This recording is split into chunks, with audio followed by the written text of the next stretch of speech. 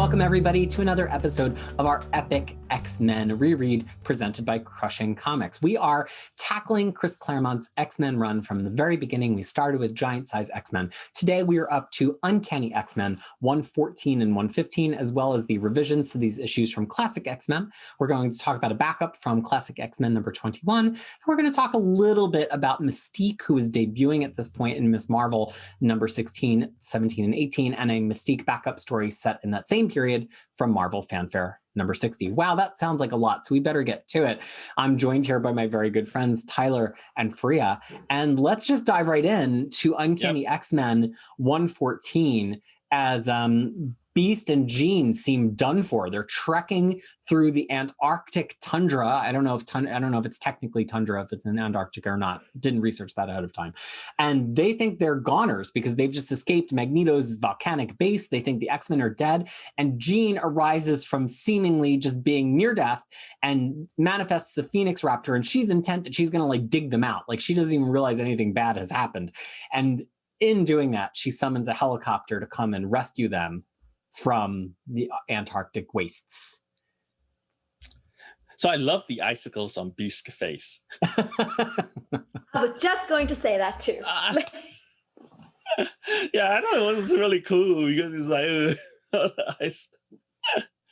It's very old man winter, but it also like establishes the time has gone by. Like it wouldn't feel like as much of a shock to just pick up from right where the last episode wore off, but it's like nighttime. He's been outside long enough that he's got this frost on his face, although it's not colored very consistently. So even though you can kind of see that it's still drawn on him in the next couple of panels, we only really get it because that bright light is like shining on him in that one panel. But Jean wakes up and what's Jean's first words upon awakening?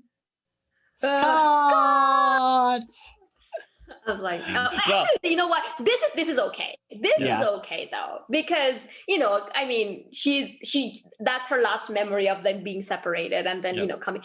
It's okay if only we know what later comes. If only she knows that, maybe this wouldn't be her first word. Yeah. But that will be at a later time.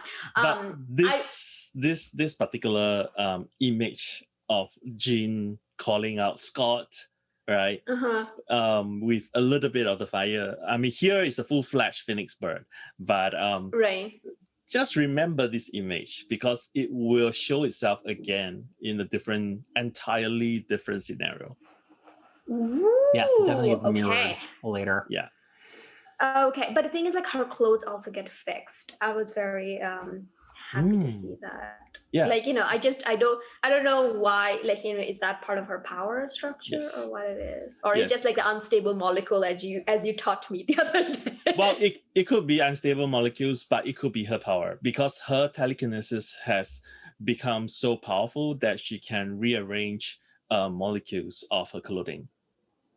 And I think that's something that a lot of people might miss. The thing we're talking about is on the page turn between her getting the Phoenix Raptor. At the end of last issue, and even here, we see the whole top half of her costume is torn on one side to create kind of like a one cold shoulder look. Yeah. And then on the page turn, all of a sudden, she's in the whole costume again. It's easy to miss if you're kind of just... It's in the same page because you look at the next panel. Even when she manifests the Phoenix. Yeah, it's really tiny, but it's definitely repaired there because the hole in her hip isn't there either in that panel. The hip hole, I call them strategically placed holes in like ladies. It's mostly ladies. I mean, I think nowadays they put it on gentlemen's as well, but it's only on their abs, just there on their abs. But yeah, so the thing is like, and then they get rescued. Mm-hmm. Well, and that allows us to cut into the X-Men. And let's remember, 30 days have passed since this last issue in terms of release. Kids were sitting at home thinking the X-Men had died. Yeah. And then this cover was not helping them out at all. But time passes, and while the U.S. Navy helicopter fights its way home through an Antarctic blizzard, elsewhere in a somewhat warmer locale, the X-Men manage to bust their way out of the volcanic tunnels that they've been through, which has been giving Storm quite a feeling. And it turns out that they bust out on the other side into the Savage Land, which Cyclops does have some familiarity with from the original run of Silver Age X-Men, and they immediately run afoul of some dinosaurs. And it is worth pointing out that it was Storm who saved them, because that's what the caption tell us. We don't see exactly how she did it here, but Yeah. But I thought that was pretty interesting. Yeah, they're like, we would have been lost without Storm. It's a good, we've got to keep Storm alive, not because she's so weak, but because she's so critical, which again, it's a little bit of a difference in reframing, but it makes a really big difference in how you experience a character. Right, but then also the thing is like she was also trapped under right. And she's claustrophobic, something that we have already seen. And then it goes back to my whole point of like, why is he so good at writing her and why is not so much in the other one? Like, it's like, it makes sense. I'm like, yeah, so this is not like, oh my God, like, there's like a lady, she can't handle it. No, there is a reason for that because she's like claustrophobic and they said that they have to walk miles and miles to get out of there. Yeah. Also, I didn't know that Savage Land is actually in Antarctica. Yes. Is that?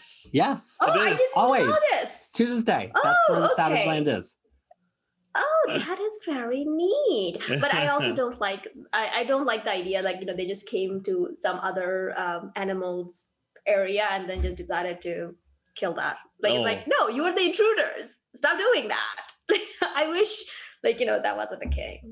It's okay. We'll get there. No, I know what you mean. I really like that Banshee is just like, that he's going to go flying and he immediately gets plucked out of the air. There's just something so funny about that to me that like, he's never had to deal with flying around anywhere, that there's like an apex predator who's going to just snatch him out of the air. Yeah. And here, Banshee, always the first one to get injured, immediately gets plucked out of the air. But I also think it leads to this really cool Wolverine moment where, again, you can feel Byrne's influence, where he's like, let me loose on that thing. This is the thing that I do. And it just, to me, feels much more like Wolverine than this kind of aimlessly angry Wolverine that we've had for the past like 20 issues or so. This feels like much more like a modern take on Wolverine, where he's like, let me hunt it down for you, bub. It just feels more real to me. Or recent Wolverine. Yeah. Not just. But I was thinking, I'm like, oh, that poor dinosaur was probably out there hunting for her babies. Now her baby's gonna go hungry because Wolverine killed her. Oh no. I'm just joking. I'm a carnivore, by the way, so I should not be saying this kind of thing. It really doesn't make any difference. No, but I mean, here again, I think the art, like Byrne highlights like how skillful he is in terms of like placing the characters, right? So the page where the X-Men burst out of the the tunnel, and at the bottom you see 1, 2, 3, 4, 5, 6 characters there, and the head are all squeezed into this long panel, and everyone has a different reaction, and then in addition to that, he burst Cyclops out of the panel to show that he's actually in front of everyone. So I mean, I thought that was really, really cool. I think this, I completely agree. And I think this whole issue is just gorgeous. And the next one, especially, there's just so many points in it that, Cockrum was great, but Byrne, and especially Byrne and Claremont, just have a really special alchemy here. And there's so many remarkable images of these characters. Mm-hmm. And then in the next page, you actually see them in the same order that you saw the other side. So it's like, it actually is like that page, but they kind of the camera just turn around and go and pull back. Camera just turn around. Nowadays, I feel like there would be at least one mistake in that how they were lined up. Well, I mean, in terms of art, I think I've mentioned this before, that I think there's that unsung hero here in the art department, and that is Terry Austin. For sure. Yeah. Yeah, because, I mean, if you compare the art that Byrne has inked himself and the art that is inked by Austin, you will realize how much actually Austin contributed to the art, especially the tightness and the cleanliness of the lines. I mean, I tried to look for some X-Men pencils, but I think at that time they don't do a photocopy of the blue line. So basically, Austin he inked over the pencils, actual pencils. So I can really compare that. But when I compare Byrne's work on Fantastic Four, where he inked himself, and here you can totally see the huge difference in terms of like how tight some of these art appears in Uncanny X-Men compared to, say, Fantastic Four. And after this sequence, we, for one page, flashback to Beast and Jean actually returning to the X-Mansion after their long odyssey back from Antarctica, which is slightly detailed in the expansion of this in classic X-Men. And Jean has to break it to Xavier that the X-Men are dead because Xavier still can't sense them while they are in Savage Land. But then we go back to the Savage Land, and the X-Men are just like living it up. Like they want to get home, but at the same time, they're almost just having a vacation here. They've got all new fashions.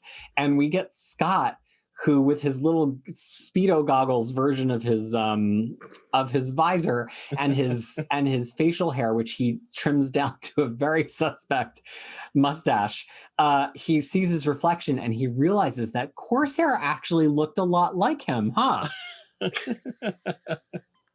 I think it's kind of fun that he gets to come to this on his own, and it's not like this long running, and then somebody confesses the secret to him. Like he figures it out on his own, and it's because they're in the Savage Land and he can't shave properly, which I just think is funny.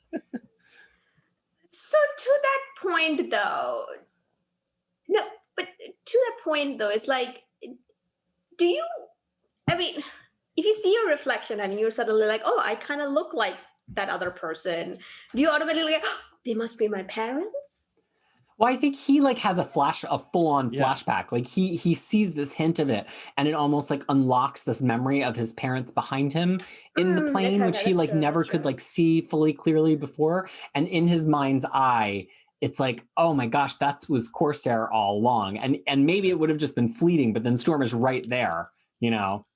Well, and I think he his thought bubbles also say that, oh, he thought he dreamt it, but he remember, but Corsair actually called his name while they were in the crystal. So that's right. Yeah, so in that sense, he's like connecting all the dots after he looked at himself in the in the water after he shaved himself. So, oh, I look like Corsair. Oh, I remember that. Oh, I remember this. Oh, so I was like, okay, kind of a little bit too late, isn't it?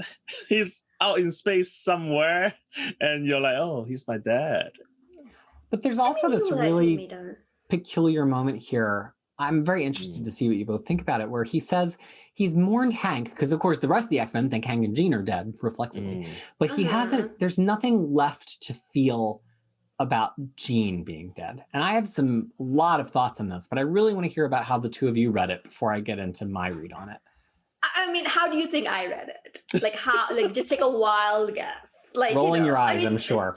Oh my God. Like I was like so I actually woke up very angry, like, like after, because I woke up this morning and this is like because this was the assignment for the day. And I'm like, oh, okay, I'm going to read this. And I read this and I just got angrier. Like I just like started seething and I'm like, ugh, like, I don't know why. Like, why is that even a thing? Like, I mean, is it like trying to make them interesting couple? Is that the idea here? Like, I don't know. What's the story there? What's the history? Tyler, why what people did you don't think? talk about this more? I mean, it was when I first read it, I was like, oh, that's kind of weird. But I believe maybe it was because there were additional pages added in Classic X-Men. It does give a lot more context. With the classic so X-Men. Maybe because I read that, so it contextualized the whole thing. But I was thinking to myself that, it is sort of a way of him coping with the grief, because and I think that has to do with the additional page that Claremont added, because every time I come to this point, I was like, oh, he compartmentalize them so that he doesn't basically break down under the grief. I definitely got something a little bit different, and I think that the read has changed over time by other comics that have come out, because at the time, I think this is Claremont writing about how Jean isn't really the person that he loved before, because Phoenix has changed her. But you have to think that at the time, Claremont's conception was Jean and Phoenix were the same thing. There wasn't this idea that Jean had been replaced by the Phoenix. And it almost reads as like Scott had this puppy love for Jean, and now she's so much more complex, and he doesn't he doesn't know how to mourn for this complex Jean that's just not this very easy person that he almost possesses as if she's a thing, right? And Storm, again, Storm always with the best comments to all of the characters early in the run, is like, that's because she's no longer a girl and you're no longer a boy.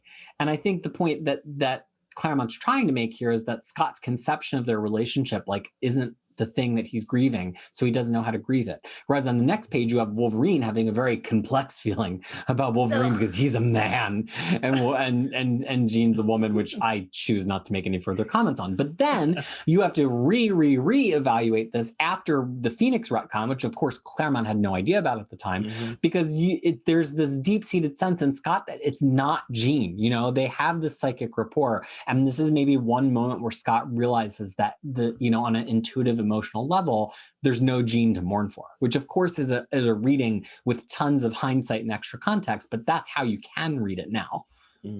So the thing is, like, I was also reading it based on whatever the nonsense that was one of the other classic X-Men backup issue where Jean and Wolverine got trapped in some things. Yeah. And I was thinking that whether he's reacting to a lot of that as well. Because and to that point though, I don't know, like, if when I'm reading this, should I be including all the classic X-Men back, like, revision onto this? Because isn't it supposed to be just read on its own? Like, you can never know that though, because Claremont, you can never tell with Claremont, just like with George Lucas.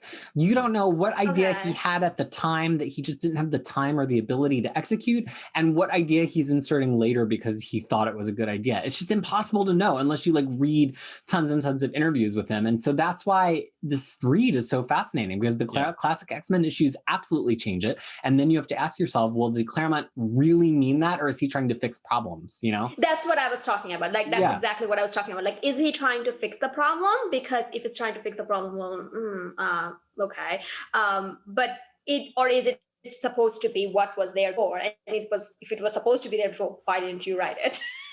Well, almost like that in his head that it had always happened, but he knew that wasn't going to sell comic books at that time, because X-Men was still this very new and precarious thing. So he didn't have time to just play out this like love triangle nonsense on and on. But maybe like in his mind, it was always happening. But we don't know. I don't know. I'm not a big like interview reader. I'm a little bit like death of the author when it comes to this stuff. Like what's on the page is on the page for me to read. So I don't put a lot of stock in like chasing down every Claremont interview to see if he really meant to write that or not. No, I agree. I mean, like if it is a retcon, I mean, there's no way you can don't acknowledge the retcon. So it's similarly, if Claremont has gone back and inserted something into this story, I don't see a reason that we shouldn't we should leave this out because it's convenient or because it's inconvenient to the way we are reading the story. So. It should always be taken into account. I mean, it's also interesting that Claremont has changed from using an angry voice at Scott to using Kurt as the angry voice and then Storm as the angry voice here. So he has migrated from a narrator to Kurt, Nightcrawler, and then to Storm here. So I think for some reason Claremont is still angry with Scott. Well, and also marks a little bit of a change in Scott, that if we go back even to like the first few Claremont issues after Giant Size, to your point, like Scott tells us what to think about the team. It's Scott that the narrator is talking to. It's Scott who's in charge. And now we're getting to start to see the team through different eyes, which means we're getting farther and farther away from Scott narratively, so we can have some perspective on him. And that just didn't exist 10 issues ago. Yeah, but I think like it to me, from the other than Scott, who I don't necessarily care for, I was more interested in seeing Storm becoming the big sister of them all. Like, she's like telling them, "You're not a boy anymore." I'm like, yeah, tell him. Yeah. Well, in this issue, tell him. Go ahead, Tyler. Oh no, and I just wanted to point out that for some reason I kind of really like the coloring choice for the flashback. The yellows and the beige and the pink. I thought that was really cool. And this issue ends after all of those panels of them kind of talking about Scott, Storm goes off on her own, and in a pretty stunning splash page, she is encountered by the fully powered up Sauron. And what a lot of people forget about Sauron, because they just think he's this pterodactyl, is he drains life force energy to sustain himself. And so here's another character, again, Claremont paying attention to the Silver Age X-Men run that he brings back from Silver Age X-Men, and he has Storm in his clutches to end this issue. Yeah. Should we talk about Wolverine sewing? Look, he has talents. He doesn't believe that being a seamstress is masculine or feminine. It's just something that a competent hero needs to know how to do to be the best at what they do, because your costume gets... And especially if you're in if you're in Marvel universe, you have to know how to sew your costume and stuff like that. But then also so one thing I want to mention though, because those ladies that Colossus is hanging out with, because we get more on them later. Yeah. They didn't have tops in here. I know it's very carefully drawn to imply that she has no top. Yeah. It stops right. Yeah, she has no tops, but in the backup story they do have tops. Well, in the backup story the timing is also not correct. It was supposed, this is clearly in the daytime, but in that story the coloring of the sky seems to suggest that it was nighttime or something. Anyway, regardless, I mean, they're in the Savage Land. Those ladies can do whatever. Yeah, I'm not questioning that. And I'm just saying that I was just talking about the discrepancy between the two. Yeah, it also establishes the fact that Peter likes exotic women. Oh, let's not, Claremont. But the other thing this establishes on this page is just the incredible detail of Wolverine's body hair.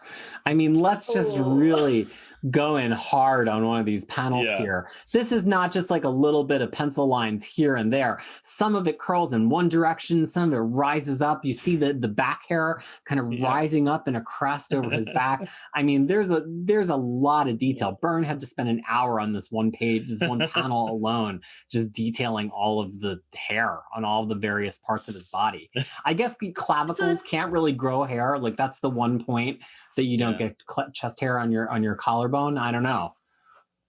So do you think that all the hair in the men's body over here is showing different maturity level of them? Because Sean Cassidy has the least amount of, Peter doesn't have any hair. Maybe he grows hair after the backup issues incident.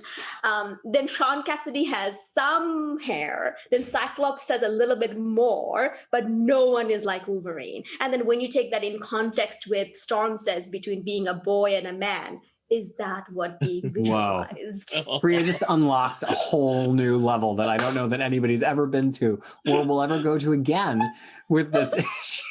Yeah, the X-Men. And it was very pointed. That's what I'm saying, because nowadays you don't usually see body hair on any media. It's just body hair. Other than your head, you shouldn't have it anywhere else.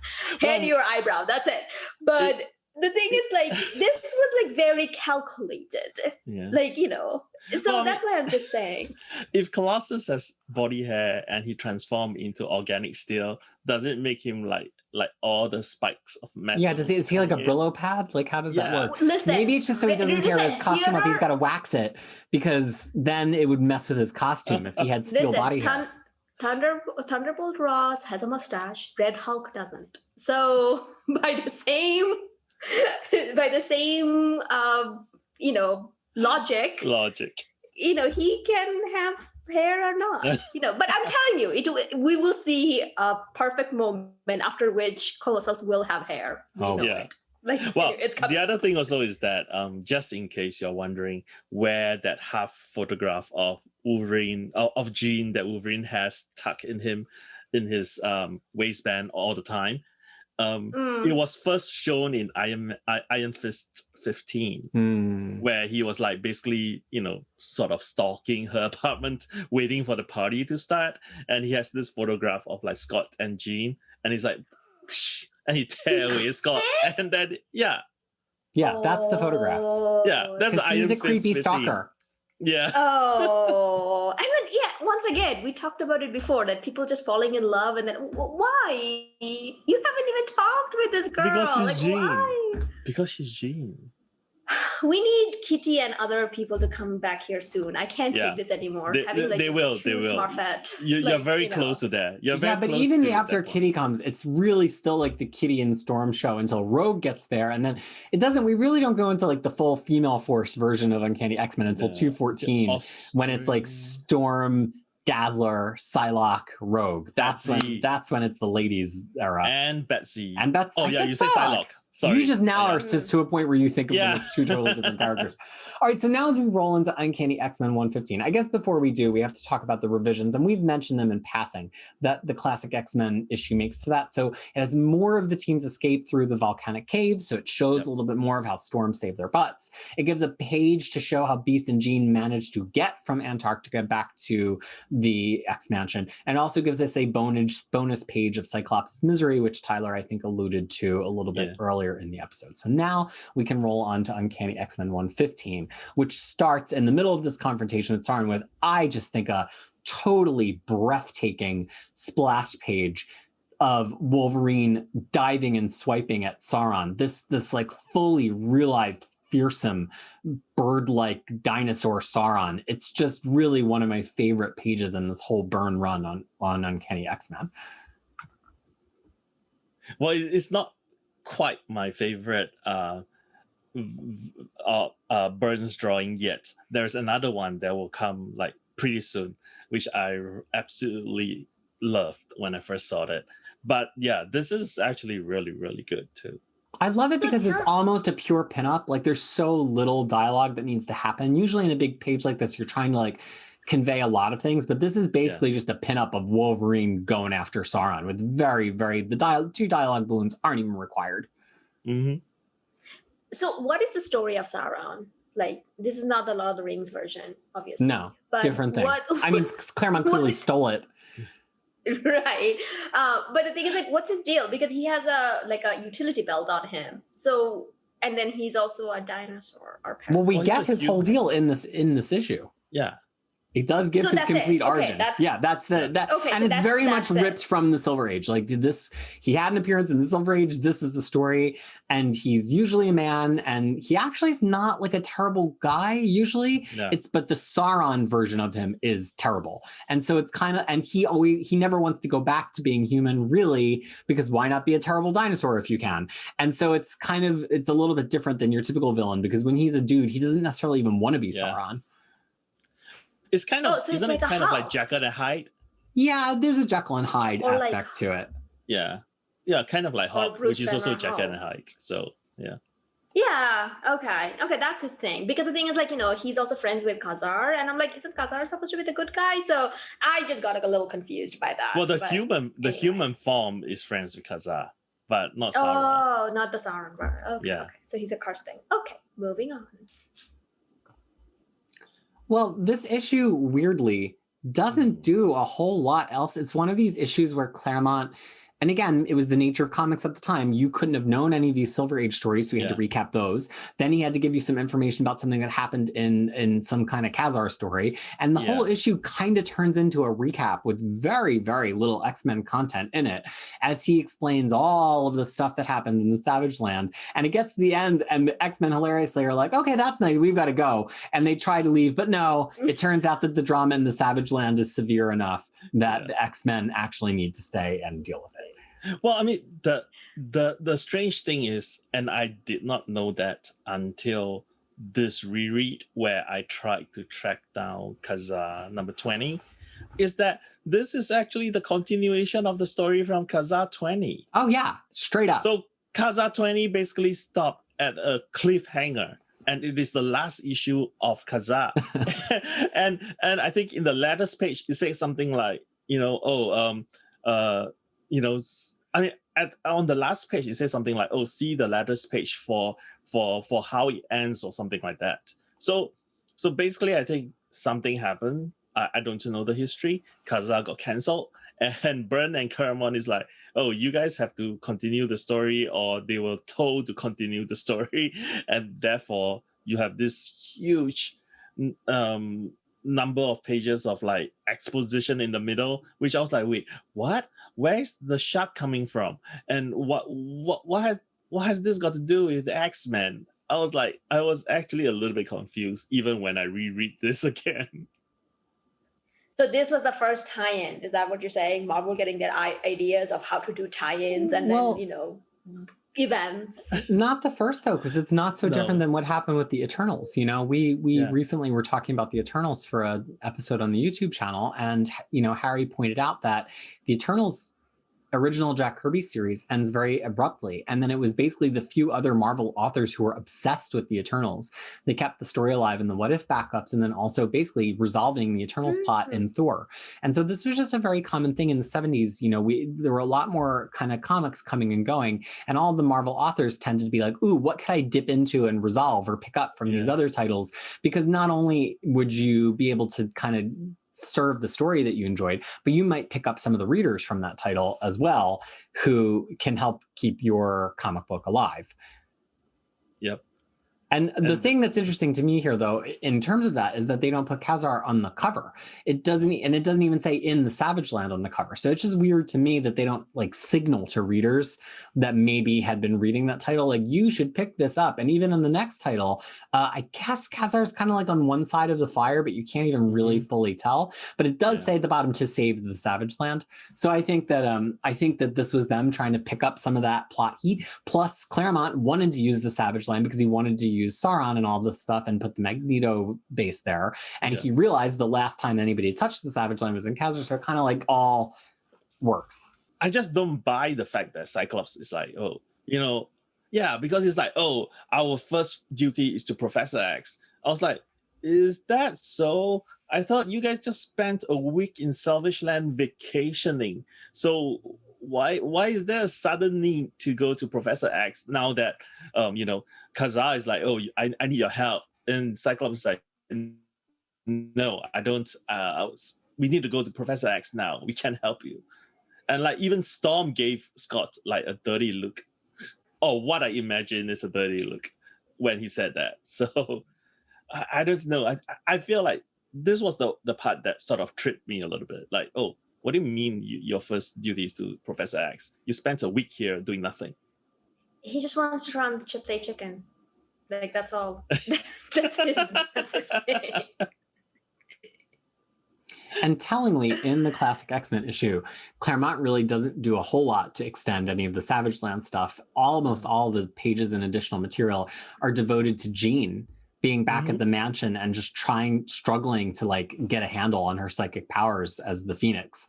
Yeah. So even Claremont kind of recognizes in retrospect that this is just a very recappy issue, and there wasn't a whole lot else to say about the recappy parts.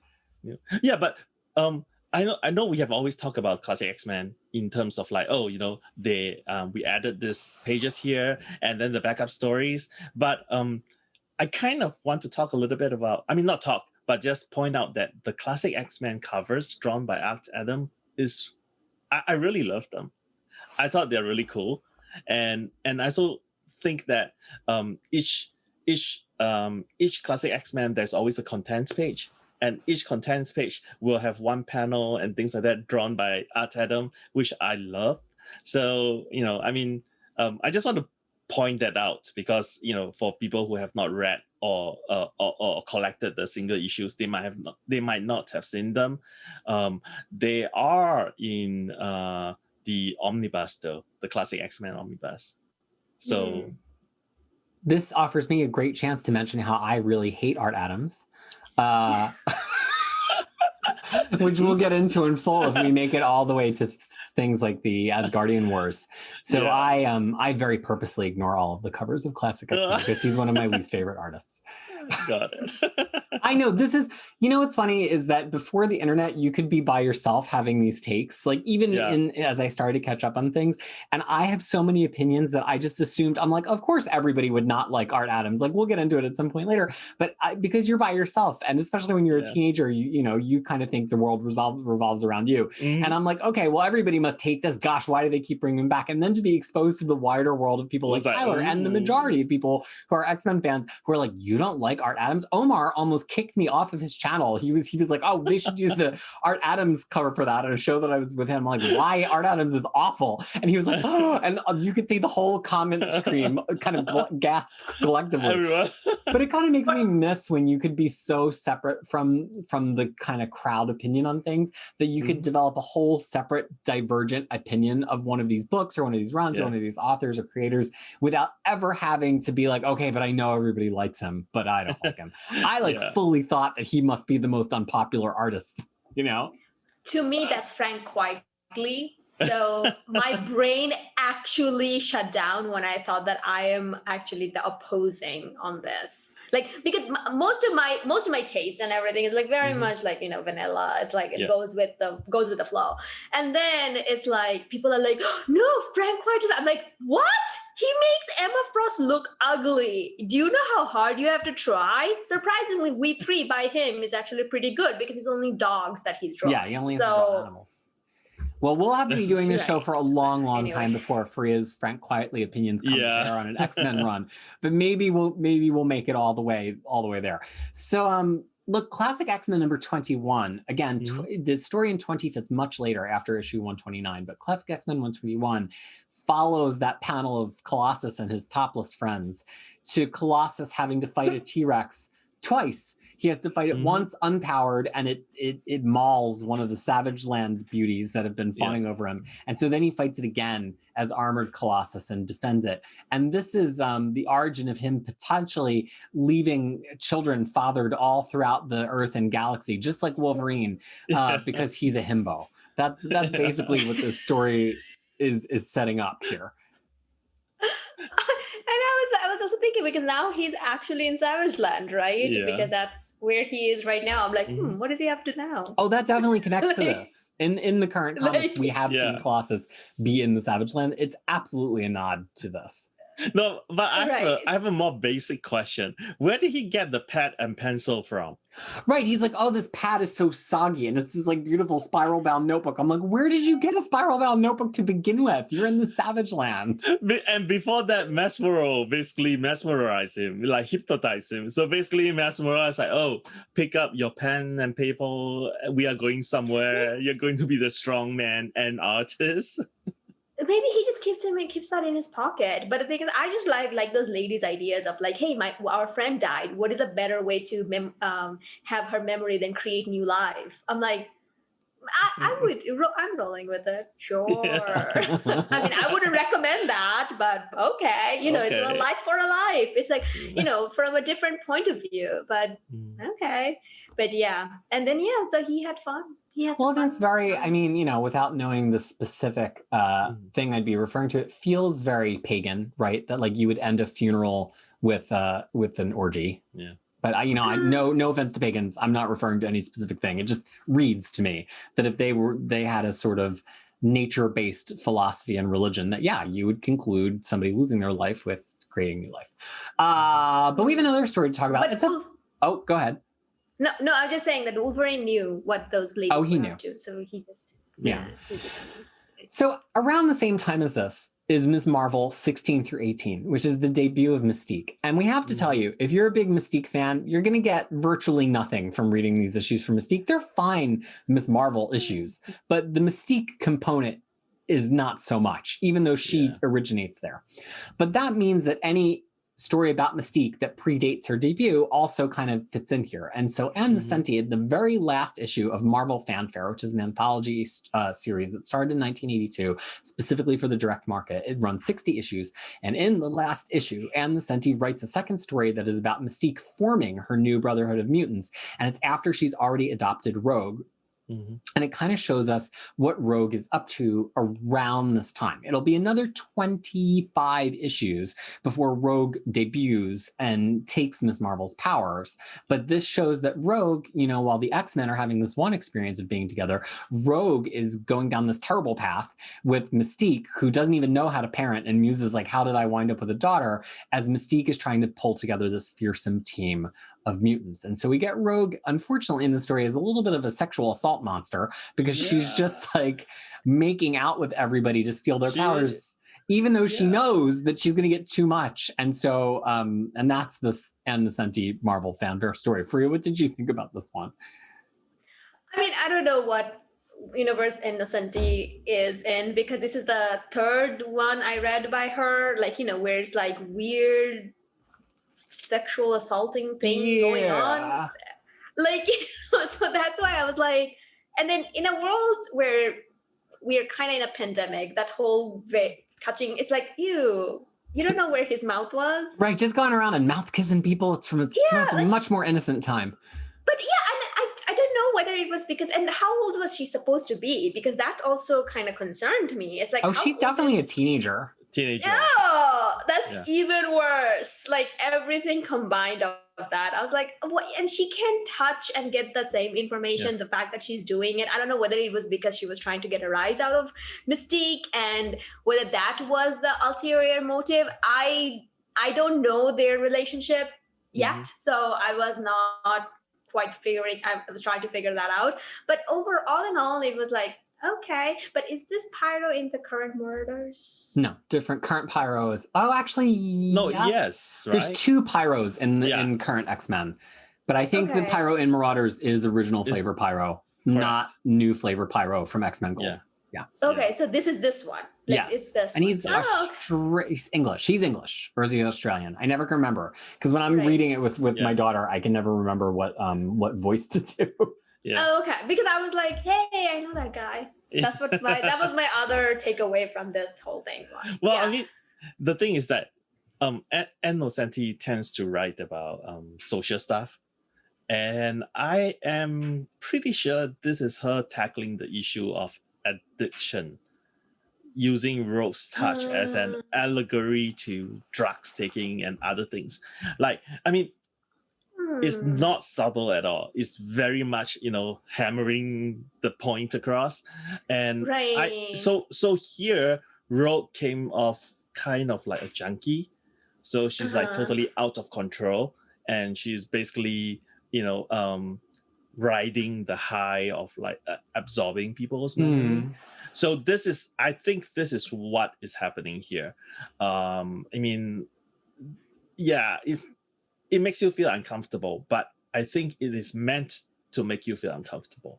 See, I read it really differently. That's interesting, though, because when I read it very much as that Rogue's a teenager. And, a lot of teenagers act out as they're trying to understand and define for themselves their sexuality. And in this case, it's Nocenti trying to show us that in a capsule. Rogue gets dressed in this very provocative way, and she wants to flirt with every man. And it kind of is Nocenti commenting on, what teenagers do to try to define themselves in that way often really involves a lot of letting other people define them. Like they want to be what other people can see on them, especially kids who go through this very specifically sort of sexual revolt where they're trying to make themselves look attractive and make themselves look appealing, especially to older people who should know better. And so Nocenti, without getting a chance to write that whole arc, basically gets to write it in a really compressed amount of pages to say like, and here's Rogue kind of throwing herself of all these people, and Rogue is being fundamentally changed every time, and yet she's still doing it. Which I'm not passing a value judgment on that as a story or that as it aligns to the real world, but I very much got Nocenti commenting on that rather than commenting on a drug thing. So Fariha, you've got to be the judge. Which social issue is Ann Nocenti writing here? Is it addiction or is it teenage promiscuity? Both. Why can't it be both? Like, because this is what I was going to say, though. This is like the third time very recently. I mean, depending on when we're dropping this episode, it's like Tyler changed my mind about something completely. Like, now I'm like, whoa, now I love this issue. So, from that point of view, it was good chatting about it. No, I honestly thought that she was trying to get a rise out of Mystique. Like, that's what my take on that was. Like, so that would be like, closer to Peter's take, because it's like as a teenager, she's like pushing the boundaries and trying to find herself, and in the process, basically going against the wishes of the authority figure here. Like, that's what I was kind of thinking. But if you're thinking that maybe while she is doing that, but she's also kind of like getting a little bit addictive of her power or what her power can do. That also makes a lot of sense, that why she is doing it this way. Like, you know, if it was just the power, then I think she would have probably just touched. But if it was, it's like she's doing both at the same time, you know, like it's like she's combining the both thing, just being a rebel all around. How did she ended up? Well, we're gonna get there. We're gonna get like there. How she ended up with Mystique. Yeah, we're gonna get there. Oh, okay. Oh no, well, not so much. Well, we'll get there. It'll get explained. Yeah, not how she ended with Mystique, not very clearly, but how she ended up with the X-Men. We will get there. But the other thing, you know, having just read the first 50-ish issues of Rogue through reading Claremont and further in my personal reread, Claremont doesn't really address how touch-starved Rogue would be. Like later authors really play that, especially in the 90s. You get Rogue who's just like craving physical contact, and she's like almost not even sad when she loses her powers sometimes, because it means somebody can hug her. And, you know, to Nocenti's credit, as weird and creepy as it comes off, like she wants to sink her teeth immediately into the story of like a teenager who can't like high five their friends and put their arm around somebody and touch their mom on the nose, and how and that really feels very real right now in the current pandemic. As much as Fariha said that she had this like aghast quality of Rogue kissing people, at the same time, like, don't you feel like we can understand Rogue a little bit better right now, and like how desperate you would be to hug somebody who you really love, you know? Oh, listen, I had Rogue as my full personality because growing up as a fairly conservative society where girls are not supposed to touch anyone, neither are boys, but no one's supposed to touch anyone. So I took Rogue as my role model. There were so many angsty fan fiction, especially given that she had such a hot boyfriend as Gambit. It creates a lot of angst. To be fair, like I don't hug people back home. Oh, so you're not a hugger. It wasn't until when I came to US that I started hugging people, because that's not a common thing in Singapore. That's actually very true. We started hugging our parents since we moved here. Now we are huggers. But we weren't before. No, I mean, now I hug people, but like, you know, it's just going to be weird if I do that to my Singaporean friends, because that has never been the case. We have never done. That's interesting. I never really thought about that, but like, you know, I'm here with a partner and a daughter, and we hug each other, but like, you don't realize, I didn't realize how much I hugged and like put my arms around friends that have been, you know, my platonic friends for a really long time. And so here I realized that like I had like not touched anybody outside of my house. And this is even pre-pandemic, for like years. And that really hit me. And then you get into the pandemic and everybody's talking about like, oh, I'm so touch starved. And I'm like, oh, really? And I'm like, oh, because I'm already in touch starve mode, because I don't have anybody outside of my household that you have these casual interactions with, like bumping them or shaking their hands or whatever, because I don't think it's as touchy here as it is in Philly. I think Philly's much touchier. Anyway, well, that got deep and personal very quickly. So it turns out this Nocenti story has levels, I think is what we're saying. You don't have to read it here, but it is technically just before or just after Mystique makes her debut, which is around this time. And one of the things that's really fun for me in terms of doing a chronological X-Men read, and why I have my huge X-Men chronology, is to figure out what other characters are doing at that same time as the X-Men. Like, where is Emma Frost right now? Where is Rogue right now? Where is Kitty right now? Where are all these characters in their journeys at the same time as what's happening in X-Men? I just find that really fascinating, because it helps to inform who they are when they arrive. So I'm really, really into that, and that's why I put together my chronological guide to begin with. So we will continue to do this. If there's a major X-Men character has some kind of like side story appearance around this time, we'll do it. At some point, we might tackle all of Captain Britain, because that explains what Psylocke has been doing, Betsy has been doing all this time. But that's Brian the Human, though. Brian the Human, right. So that brings us to the end of this discussion. If you want to keep reading with us, the next issue is a very straightforward set of issues to read along. You just read the next two issues of Uncanny X-Men, 116 and 117, and you read the classic X-Men issues that go along with them, 22 and 23. So until then, thank you so much for joining us. As you can see, even from this issue, it's just so much more fun when you get to dig into these things together. There's so many things that I didn't notice that Fariha and Tyler noticed. And that is why X-Men is what, Fariha? It's better when it's read together. That's right. And so we're so happy. I can't do this damn heart. I try every episode. I don't know. You need the feminine touch for I'm not trying it. That's why I'm using this. Well, we really do appreciate you hanging in for this read for us, and we hope that you got some new things from it too. So we hope that you think that X-Men are better when they're read together, and you'll join us for another couple of issues coming soon on our epic X-Men reread. So thanks so much for listening, and please be well. Thank you. Bye.